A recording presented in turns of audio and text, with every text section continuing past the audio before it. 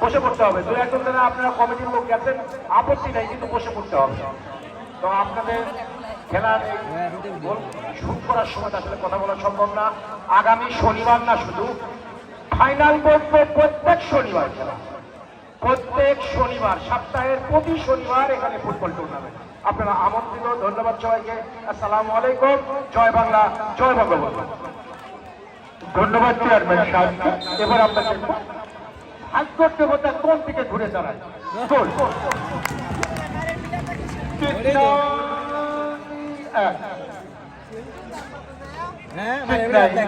আমরা বলবো ভাগ্য দেবতা ঘুমন্ত অবস্থায় রয়েছে কিনা অথবা জাগ্রত রয়েছে কিনা, উভয় দলের জন্য কিন্তু ভাগ্য পরীক্ষা অত্যন্ত সম্পূর্ণ নির্ভর করবে গোলরক্ষকের উপর।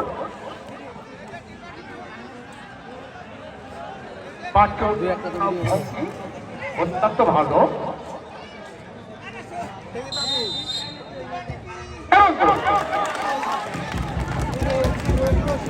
অফিসিয়াল না পাওয়া পর্যন্ত আমরা গোলের সংখ্যা মাইকে বলবো না। অফিসিয়াল যখন আমরা পাবো এখানে, তখন আমরা বলবো।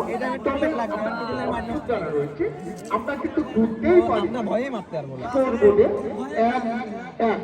খতিয়ান মুক্ত হয়েছে, রেকর্ডের খতিয়ান মুক্ত হয়েছে 1-1।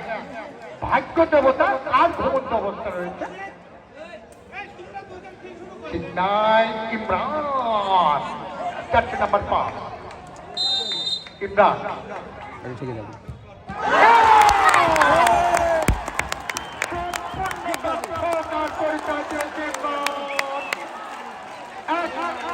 থেকে শুনে বলের গতি ইডি লঙ্ঘন হতে থেকে শুনে শিলচর সেই মুন্সিয়ানা দেখেছেন দলের জন্য রুখে দিয়েছে। তাতে ব্যর্থ হয়েছে ইমরান, 4 নম্বর 5। আর সার্থকতা পেয়েছে শিলচর।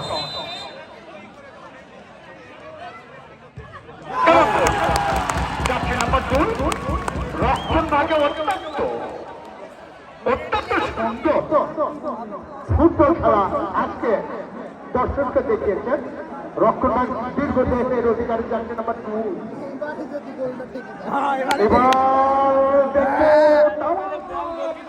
দুনিয়ার ফুটবল অঙ্গনে জার্সি নাম্বার 10 রয়েছে, তার সেই প্রতিফলন ঘটাতে পারে কিনা দারুণ দারুণ দেখা যায়। দারুণ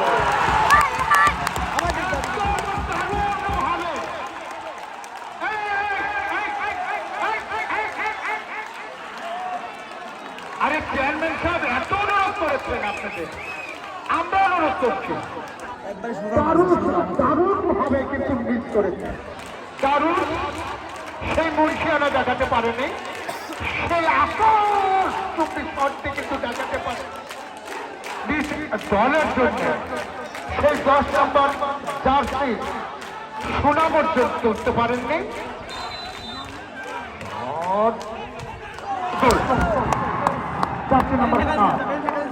4 নম্বর 7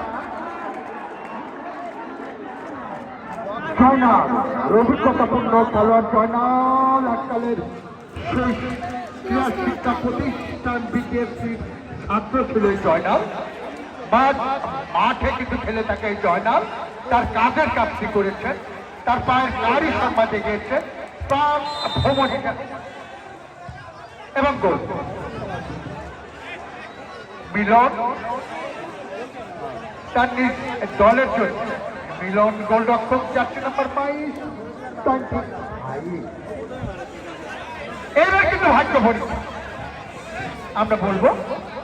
প্রদীপ জ্বালাতে পারে কিনা, আকাশে যে মেঘ জমেছে সেই কাল বৈশাখী হাওয়া তুলে সেই মেঘ ছড়াতে পারে কিনা, এবং ঢোল ঢাকের বাড়িতে খেলো।